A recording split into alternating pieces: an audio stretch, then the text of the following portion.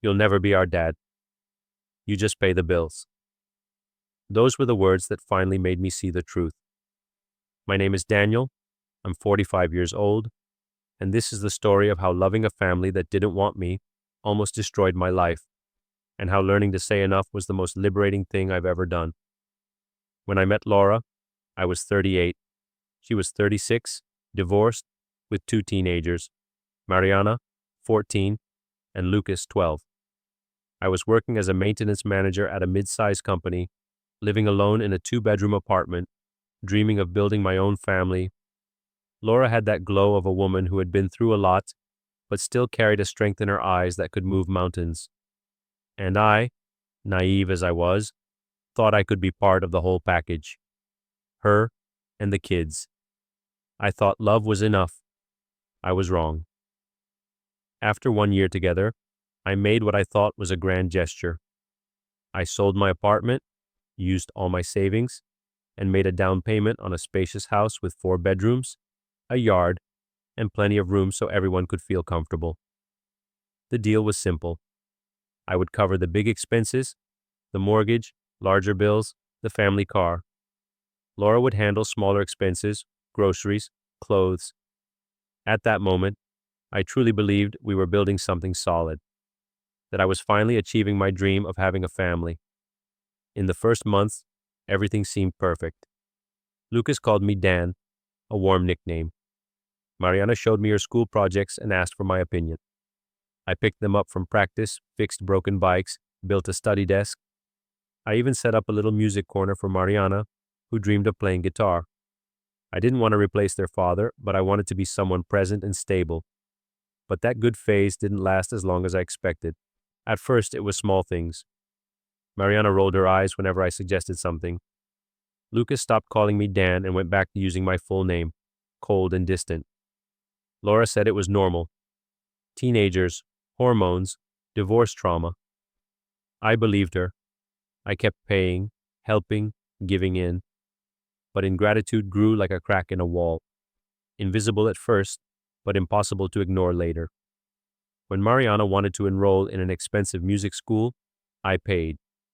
When Lucas asked for a new computer to play games, I bought it. Each of their victories came with a sigh from me and silence from them. At family gatherings, when people asked, "And this is your family?" they would reply, "This is my mom, my sister, my brother." I was invisible.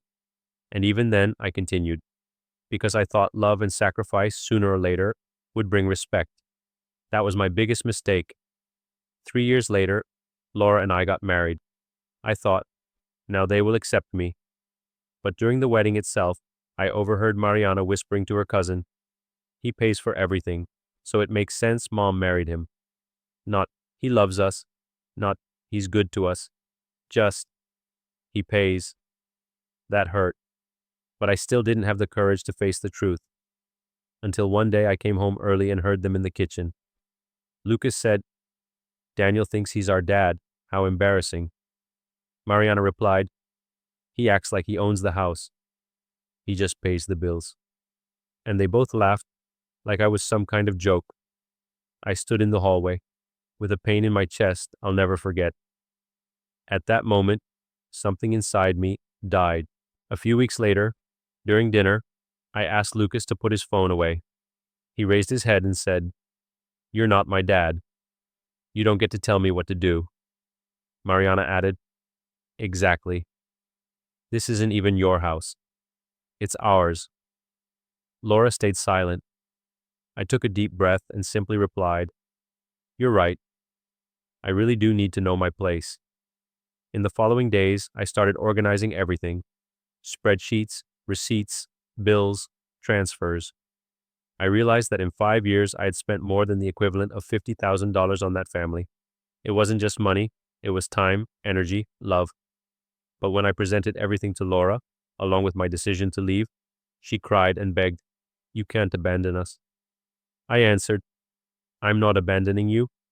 I'm just respecting the boundaries you yourselves set for me."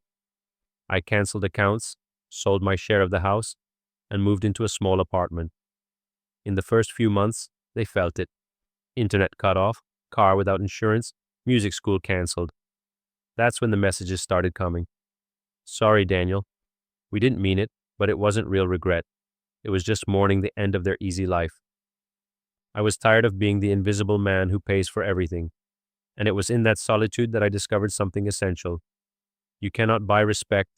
You cannot sacrifice yourself into being loved.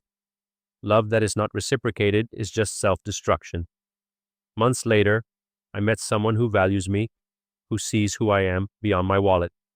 For the first time in years, I feel peace. And you know what I learned? Sometimes the most loving act you can do is not to keep giving, but to stop. Because when you walk away, the emptiness that remains reveals who was really holding everything up. They told me I would never be part of the family, and I proved they were right. I never was.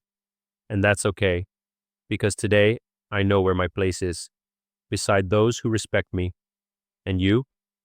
In my place, what would you have done?